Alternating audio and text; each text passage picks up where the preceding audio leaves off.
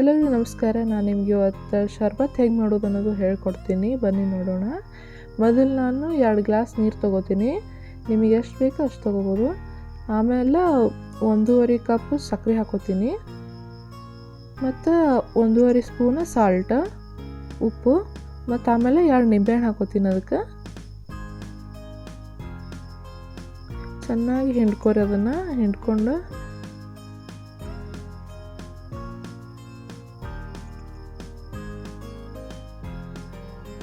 ಮ್ಯಾಗ ಏಲಕ್ಕಿ ಪುಡಿ ಹಾಕೋತೀನಿ. ಅದಕ್ಕೆ ಹಾಕ್ಕೊಂಡು ಚೆಂದಾಗಿ ಕಲಿಸ್ಕೊರಿ. ಅದನ್ನು ಚೊಂಚಲನ ಕಲಿಸ್ರಿ, ಇಲ್ಲಾಂದರೆ ಇನ್ನೊಂದು ಬಗೋಣಿಯಿಂದ ಇನ್ನೊಂದು ಬಗೋಣಿಗೆ ಟ್ರಾನ್ಸ್ಫರ್ ಮಾಡಿ ಕಲಿಸ್ರಿ. ಅದನ್ನು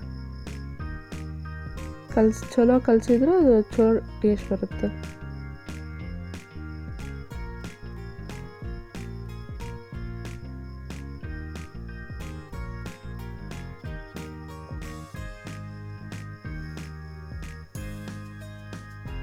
ಕಲಿಸಿದ್ದಾಯ್ತು. ಈಗ ಶರ್ಬತ್ ತಯಾರಾಯಿತು. ಅಂದರೆ ನೀವು ಟ್ರೈ ಮಾಡಿದಂದರೆ ಕಮೆಂಟ್ ಸೆಕ್ಷನ್ ಹೇಳಿರಿ.